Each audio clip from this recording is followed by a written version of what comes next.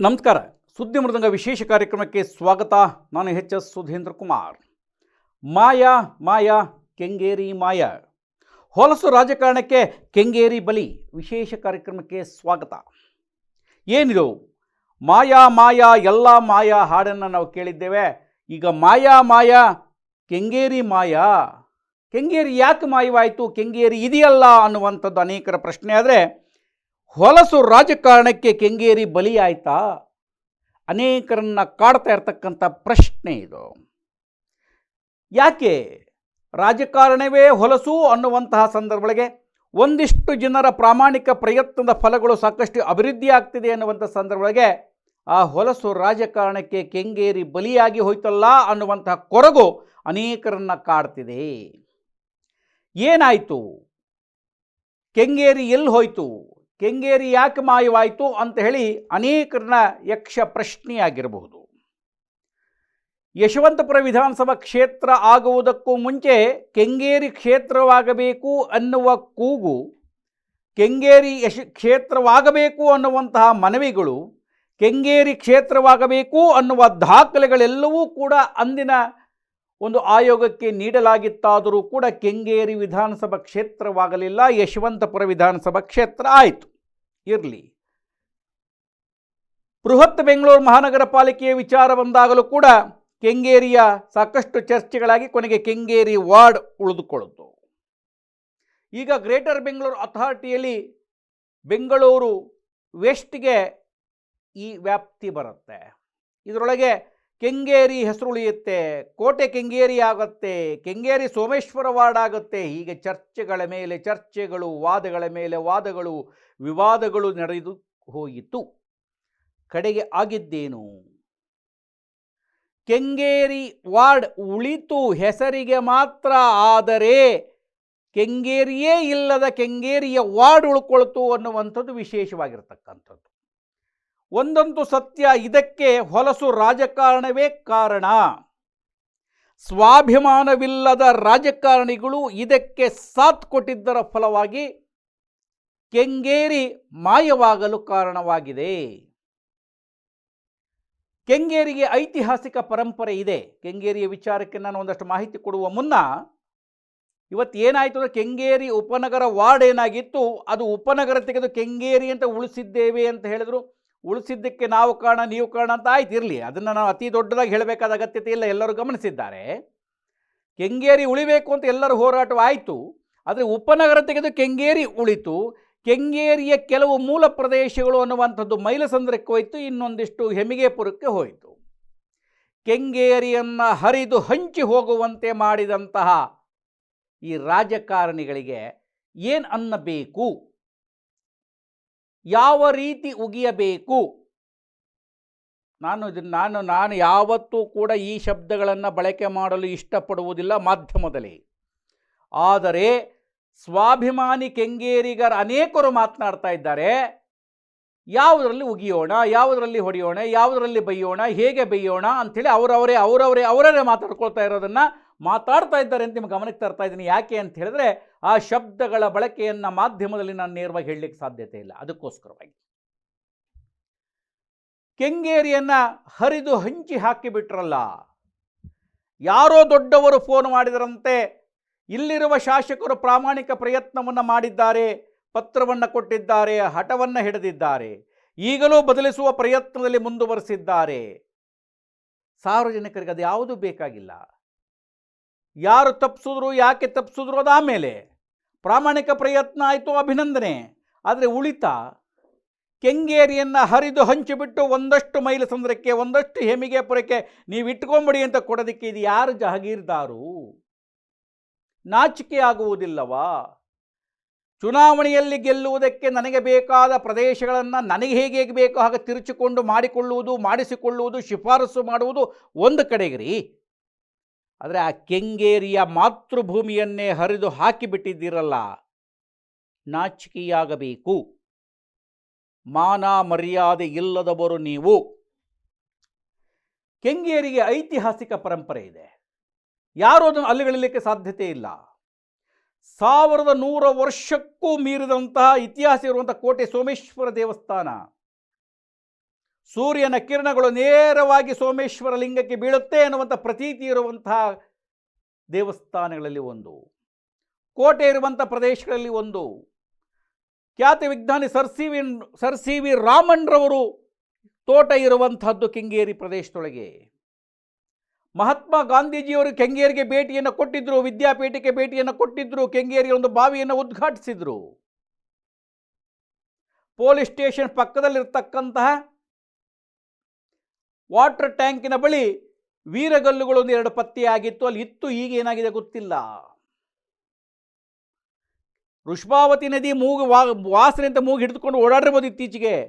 ಕೆಂಗೇರಿಯ ಋಷಭಾವತಿ ನೀರನ್ನು ತೆಗೆದುಕೊಂಡು ಹೋಗಿ ಗಾಳಿ ಆಂಜನೇಯ ಸ್ವಾಮಿ ದೇವಸ್ಥಾನಗಳಿಗೆ ಅಭಿಷೇಕಕ್ಕೆ ಬಳಸ್ತಾ ಇದ್ರು ಅಂತಕ್ಕಂಥ ಇತಿಹಾಸದ ಕುರುಹುಗಳಿರ್ತಕ್ಕಂಥದ್ದು. 25ರ ಮಂಗಳವಾರ ಬೆಳಗ್ಗೆ 9:30ರಿಂದ 1 ಗಂಟೆವರೆಗೆ ಕೆಂಗೇರಿ ಉಪನಗರದ ಶ್ರೀ ಗುರುರಾಜ ಕಲ್ಯಾಣ ಮಂಟಪದಲ್ಲಿ ಶ್ರೀ ಧರ್ಮಸ್ಥಳ ಮಂಜುನಾಥ ಆಯುರ್ವೇದ ಆಸ್ಪತ್ರೆಯವರಿಂದ ಉಚಿತ ತಪಾಸಣಾ ಶಿಬಿರ ನಡೆಯಲಿದೆ. ಹೆಚ್ಚಿನ ಸಂಖ್ಯೆಯಲ್ಲಿ ಸಾರ್ವಜನಿಕರು ಸದುಪಯೋಗಪಡಿಸಿಕೊಳ್ಳುವಂತೆ ಕೋರಲಾಗಿದೆ. ಇತ್ತೀಚೆಗೆ ಯಲ್ಲಮ್ಮ ದೇವಿಯ ಕರಗ, ಬೆಂಗಳೂರಿನ ಕರಗ ಹೊರತುಪಡಿಸಿದರೆ ಬೆಂಗಳೂರು ನಗರದಲ್ಲಿರ್ತಕ್ಕಂಥ ಕೆಂಗೇರಿ ಯಲ್ಲಮ್ಮ ದೇವಿಯ ಕರಗ, ಮಾರಮ್ಮ ದೇವಿಯ ಊರ ಹಬ್ಬ, ಪಟ್ಟಿ ಮಾಡ್ತಾ ಹೋದರೆ 100 ಸಿಗುತ್ತೆ. ಈ ಸಂದರ್ಭದೊಳಗೆ ಅನೇಕ ತಪ್ಪಾಗಿ ಭಾವಿಸಬಾರದು. ಯಶವಂತಪುರ ವಿಧಾನಸಭಾ ಕ್ಷೇತ್ರದ ಕನ್ನಡ ಸಾಹಿತ್ಯ ಪರಿಷತ್ತಿನ ಪ್ರಥಮ ಅಧ್ಯಕ್ಷನಾದಾಗ ಅದಕ್ಕೊಂದು ಪುಸ್ತಕವನ್ನು ಹೊರತಂದ್ವಿ, ಕೆಂಗೇರಿಯ ಸಾಂಸ್ಕೃತಿಕ ಪರಂಪರೆಗಳು ಅಂತ.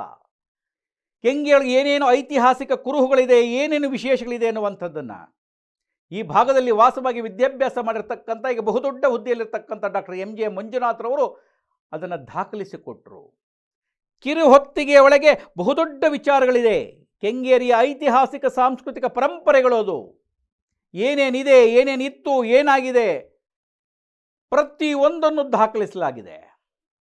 ಅಂತಹ ಕೆಂಗೇರಿಯನ್ನು ಹರಿದು ಹಂಚಿ ಹಾಕಿಬಿಟ್ರಲ್ಲ, ಛೀ ಥೂ. ಮುಂದಿನ ದಿನ ನೀವು ಸೇರಿಸ್ಕೊಂಡು ನಿಮ್ಮಷ್ಟಿಗೆ ನೀವೇ ನಿಮ್ಮ ಮಖದ ಮೇಲೆ ನೀವೇ ಉಗಿದುಕೊಳ್ಳಿ. ಕೆಂಗೇರಿ ಪುರಸಭೆ 2 ಚುನಾವಣೆ ಆಯಿತು. 11 ವರ್ಷಗಳ ಕಾಲ ಚುನಾವಣೆಗಳಾಗಿರಲಿಲ್ಲ. ಮೊದಲು ಮಂಡಲ ಪಂಚಾಯಿತಿ, ನಂತರ ಪರಿವರ್ತಿತ ಮಂಡಲ ಪಂಚಾಯಿತಿಯಾಗಿ ಸರಿಸುಮಾರು 11 ವರ್ಷಕ್ಕೂ ಹೆಚ್ಚು ಕಾಲ ಕಾರ್ಯವನ್ನು ನಿರ್ವಹಿಸಿದಂಥದ್ದು ಕೆಂಗೇರಿ ಪರಿವರ್ತಿತ ಮಂಡಲ ಪಂಚಾಯಿತಿ. 11-12 ವರ್ಷ ಚುನಾವಣೆ ಆಗಿರಲಿಲ್ಲ. ನಂತರ ಚುನಾವಣೆ ಆದಂಥದ್ದು 1996 ಕೆಂಗೇರಿ ಪುರಸಭೆ. ಪರಿವರ್ತಿತ ಮಂಡಲ ಪಂಚಾಯಿತಿ ನಂತರ ಆದಂಥ ಪ್ರಪ್ರಥಮ ಪುರಸಭೆಯ ಅಧ್ಯಕ್ಷರಾಗಿ ಕಾರ್ಯವನ್ನು ನಿರ್ವಹಿಸಿದಂಥವರು ಡಾಕ್ಟರ್ ರಾಜ್ಕುಮಾರ್ ಅಭಿಮಾನಿಗಳ ಸಂಘದ ಅಧ್ಯಕ್ಷ, ಹೋರಾಟಗಾರ ರಾ ಆಂಜನಪ್ಪನವರು. ನಂತರ ಬೇರೆ ಬೇರೆಯವರಾದರು. 2001 ಅವಧಿ ಮುಗಿದ ಮೇಲೆ ಮತ್ತೆ ಚುನಾವಣೆ ಆಯಿತು. 2 ಅವಧಿಯ ಕೆಂಗೇರಿ ಪುರಸಭೆಯ ಚುನಾವಣೆ ನಂತರ BBMPಗೆ ಹೋಯಿತು. ಇಂತಹ ಐತಿಹಾಸಿಕ ಕುರುಹುಗಳನ್ನು ಒಳಗೊಂಡಿರ್ತಕ್ಕಂಥ ಮುಂದಿನ ಪೀಳಿಗೆಯೂ ಕೂಡ ಕೆಂಗೇರಿ ಅಂದಾಗ ಈ ಐತಿಹಾಸಿಕ ಪರಂಪರೆಗಳನ್ನು ನೆನಪು ಮಾಡಿಕೊಟ್ಟು ಅದನ್ನು ಮುಂದುವರಿಸಿಕೊಂಡು ಹೋಗಬೇಕಾದಂಥ ಹೊಣೆಗಾರಿಕೆ ಇಟ್ಟುಕೊಂಡಿರ್ತಕ್ಕಂಥ ಎಲ್ಲ ಪಕ್ಷದ ಮುಖಂಡರುಗಳು ನಾಚಿಕೆ ಪಡುವಂಥ ರೀತಿಯೊಳಗೆ ನಡೆದುಕೊಂಡು, ಅವಕಾಶ ಸಿಕ್ಕಿದೆ ಎಂದು ಯಾರ್ಯಾರಿಂದಲೋ ದೂರವಾಣಿಯನ್ನು ಮಾಡಿಸಿ ಆ ದೂರವಾಣಿಯ ಮೂಲಕವಾಗಿ ಇದೇ ಹೆಸರಿಡಬೇಕು ಎಂದು ಇಡಿಸಿಕೊಂಡು ನಮ್ಮ ಊರು ಬೇಕು, ನನ್ನ ಹೆಸರು ಬೇಕು ಅನ್ನುವುದಕ್ಕಿಂತ ಮೂಲ ಇದ್ದದ್ದು ಯಾವುದು ಅನ್ನುವುದನ್ನು ಮರೆತು ಬಿಟ್ಟರೆ ಹೇಗೆ? ಹಳೆಯ ಗಾದೆ ಒಂದಿದೆ, ತಾಯಿಯ ಬಗ್ಗೆ ಅತ್ಯಂತ ಪ್ರೀತಿ ಪ್ರೇಮದ ಮಾತುಗಳಿದೆ, ಗೌರವದ ಮಾತುಗಳಿದೆ. ಹೆತ್ತ ತಾಯಿಯ ಋಣ ತೀರಿಸ್ಲಿಕ್ಕಾಗಲ್ಲ ಅಂತ ಹೇಳ್ತಾರೆ. ಏನನ್ನು ಬೇಕಾದರೂ ತೀರಿಸ್ಬೋದಂತೆ, ಮಾತೃ ಋಣ ಪಿತೃ ಋಣ ತೀರಿಸ್ಲಿಕ್ಕೆ ಸಾಧ್ಯತೆಯೇ ಇಲ್ಲ. ಅಂತಹ ಸಂದರ್ಭದೊಳಗೆ ಮಾತೃ ಋಣ ಅಂತ ಹೇಳಿದ ಹೆತ್ತ ತಾಯಿಯೊಬ್ಬರೇ ಅಲ್ಲ, ಹೊತ್ತ ಭೂಮಿಯೂ ಕೂಡ ಮಾತೃ ಋಣಕ್ಕೆ ಬರುತ್ತೆ. ಮುತ್ತು ಕೊಡುವವಳು ಬಂದಾಗ ತುತ್ತು ಕೊಟ್ಟವಳ ಮರೆಯಬೇಡ ಅಂತಕ್ಕಂಥ, ಅಂದರೆ ಅದರ ಅರ್ಥ ಎಲ್ಲದಕ್ಕೂ ಅನ್ವಯಿಸುತ್ತೆ. ಬೆಳೆದಿರ್ತಕ್ಕಂಥದ್ದು ಕೆಂಗೇರಿಯ ಮೂಲ ಭೂಮಿ ಒಳಗೆ ತಾಯಿ ಬೆಳೆದು ನೀವು ಹೆಮ್ಮರವಾಗಿ ಬೆಳೆದಿರಬಹುದು, ಕೋಟಿ ಕೋಟಿ ಸಂಪಾದಿಸಿರಬಹುದು, ಐಶ್ವರ್ಯ ಇರಬಹುದು, ಅಂತಸ್ತಿರಬಹುದು, ಅಧಿಕಾರ ಇರಬಹುದು. ಕೆಂಗೇರಿಯನ್ನು ಮರೆತು ಬಿಟ್ಟು ಕೆಂಗೇರಿಯ ಹೆಸರನ್ನೇ ಇಬ್ಬಾಗವನ್ನು ಮಾಡಿ ಕೆಂಗೇರಿಯ ಪರಂಪರೆಯನ್ನೇ ಹಾಳು ಮಾಡಿಬಿಟ್ರಲ್ಲ, ನಿಮ್ಮನ್ನು ಕೆಂಗೇರಿಯ ಬ್ರಿಟಿಷರು ಅಂತ ಯಾಕನ್ನಬಾರದು? ಭಾರತಕ್ಕೆ ಬ್ರಿಟಿಷರು ಬಂದ ಹಾಗೆ ನೀವು ಕೆಂಗೇರಿಗೆ ಬ್ರಿಟಿಷರಾಗಿ ಬಂದುಬಿಟ್ಟು ಒಕ್ಕರಿಸಿಕೊಂಡು ಬಿಟ್ರಾ? ನಾಚಿಕೆ ಆಗಬೇಕು ನಿಮಗೆ. ಈ ಸಂದರ್ಭಗಳಿಗೆ ಏನು ಮಾಡ್ತಿರೋ, ಹೇಗೆ ಮಾಡ್ತಿರೋ, ಯಾವ ಪಕ್ಷದವ್ರ ಜೊತೆಲಿ ನಿಂತ್ಕೋತಿರೋ, ಯಾವ ಪಕ್ಷದವ್ರು ಹೋರಾಟ ಮಾಡ್ತಿರೋ, ಯಾವ ಪಕ್ಷದವರ ಕೊಡುಗೆ ಎಷ್ಟೆಷ್ಟಿದೆಯೋ ಯಾವ ಚರ್ಚೆಯೂ ಬೇಡ. ಕೆಂಗೇರಿಯ ಹೆಸರನ್ನು ಉಳಿಸುವುದಷ್ಟೇ ಎಲ್ಲ, ಉಳಿದುಬಿಟ್ಟಿದೆ ಒಂದು ಕಡೆಗೆ ಅನ್ನುವಂಥದ್ದಲ್ಲ. ಕೆಂಗೇರಿಯ ಮೂಲ ಐತಿಹಾಸಿಕ ಹಿನ್ನೆಲೆ ಇರುವಂಥದ್ದನ್ನು ಉಳಿಸಿದಂತಹ ಕೆಂಗೇರಿ ಕ್ಷೇತ್ರವಾಗಬೇಕು, ಪ್ರದೇಶವಾಗಬೇಕು. ಇಲ್ಲದೆ ಹೋದರೆ ಯಾರು ಈ ಕೆಲಸಕ್ಕೆ ಕೈ ಹಾಕಿದ್ದಾರೆ ಅವರು ಕೆಂಗೇರಿಯ ಹೆಸರು ಮಾಯ ಮಾಡಿದಂತೆ ಜನ ಮನಸ್ಸು ಮಾಡಿದರೆ ನಿಮ್ಮ ಹೆಸರನ್ನೇ ಮಾಯಬಿಟ್ಟಾರು, ಮಾಯವನ್ನಾಗಿಸಿಬಿಟ್ಟಾರು ಎನ್ನುವ ಎಚ್ಚರಿಕೆನಿಟ್ಟುಕೊಳ್ಳಬೇಕಾಗತ್ತೆ ಅಂತ ಹೇಳ್ತಾ, ಕೆಂಗೇರಿಯಲ್ಲಿರ್ತಕ್ಕಂಥ ಅನೇಕ ಐತಿಹಾಸಿಕ ಕುರುಹುಗಳ ಕುರಿತಂತೆ ತಾವು ಗಮನವನ್ನು ಹರಿಸಿ ಮುಂದಿನ ಪೀಳಿಗೆಗೆ ಅವು ಶಾಶ್ವತವಾಗುವಂತೆ ಮಾಡಬೇಕು.